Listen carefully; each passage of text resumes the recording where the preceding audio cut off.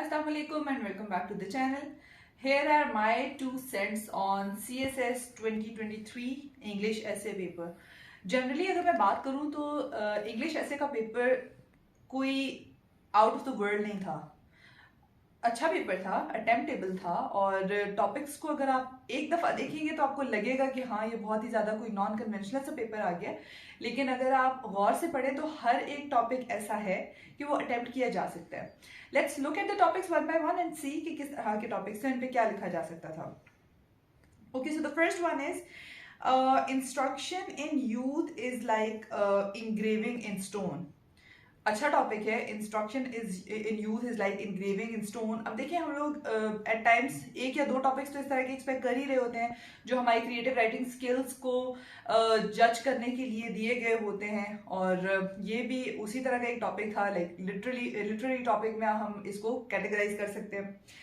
Then the second one was the one who uses force is afraid of reasoning. अब देखिए ये topic मैंने बहुत जगहों पे देखा है, इसको लोग इस कॉन्टेक्स्ट में लेके जा रहे हैं कि मिलिट्री से रिलेटेड था. सिंस रिसेंटली मिलिट्री माइट लोग ऐसा कहते हैं कि बहुत ज़्यादा दिखाई दी पाकिस्तान की पॉलिटिक्स में वगैरह वगैरह, बहुत सारे ओपिनियंस है.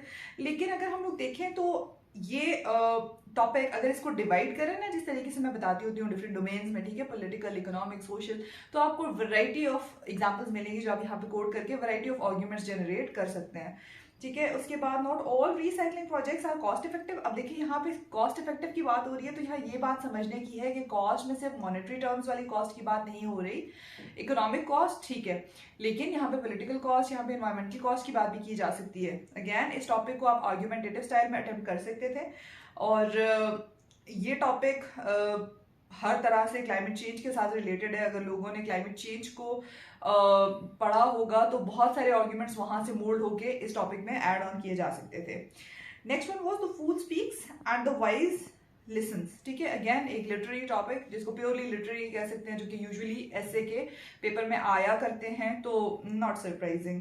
अगला देखें, a friend walks in when everyone walks out. Now this topic can again be applied to the whole of the world as well, like in the political domain as well, in the economic domain as well, in the social domain as well, और बाकी domains भी जो मैं time and again बताती रहती हूँ. तो again ये टॉपिक भी अगर इसके ऊपर आप उस तरह से ही फॉर्मूला अप्लाई करें जो मैं स्टूडेंट्स को अक्सर बताती हूँ, तो आप आराम से इसमें से भी आर्ग्यूमेंट्स जनरेट कर सकते थे.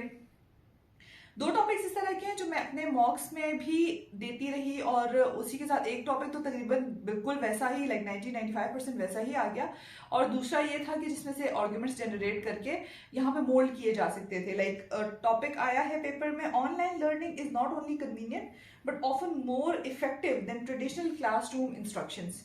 मैंने जो अपने मॉक में स्टूडेंट्स को दिया था टॉपिक, वो था is online education better than traditional classroom learning. बहुत हद तक सिमिलर टॉपिक. ठीक है, तो जिन्होंने ये अटेम्प्ट किया था अपने मॉक्स देते हुए, आई एम श्योर कि उन्होंने ये टॉपिक बहुत अच्छे तरीके से अटेम्प्ट किया होगा, उनकी तो ऑलरेडी प्रैक्टिस हुई होगी. Another topic, people have become overly dependent on technology. Again this is an argumentative topic. मैंने अपने मॉक में दिया था artificial intelligence as a double edged sword, तो उसके कुछ आर्ग्यूमेंट्स मोल्ड करके इस टॉपिक में लाए जा सकते हैं. ये टॉपिक आसान है. ठीक है, लोग ओवरली डिपेंडेंट हो गए टेक्नोलॉजी पे, हुए हैं, नहीं हुए, क्या उसके इम्पैक्ट्स हैं, बहुत सारी चीजें, ठीक है, इसमें भी लिखी जा सकती हैं. एक टॉपिक जो बहुत ज्यादा सोशल मीडिया पे वायरल हो गया, that was boys will be boys. ठीक है, अब उसको अगर आप उसी तरह से जैसे क्लीशे बन गया है उस कॉन्टेक्स्ट में लेके जाएंगे तो you would be like this topic was like कहाँ से आ गया और एफपीएससी ने क्या टॉपिक दे दिया. हालांकि this is a very normal topic. ठीक है, बॉयज विल बी बॉयज पे दिस अ बुक.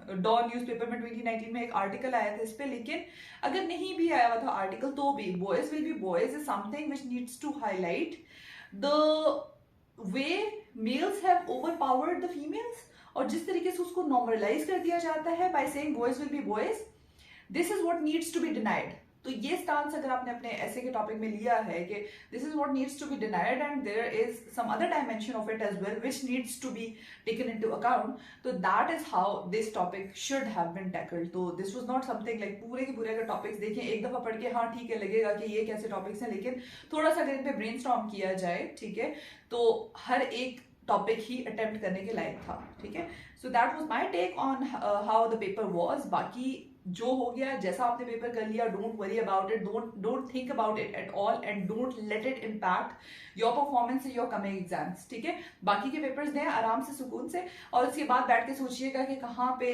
इंप्रूवमेंट की जरूरत है, कहाँ पे क्या अच्छा नहीं हुआ, क्या अच्छा हो सकता है, ठीक है। All the very best, Allah Hafiz.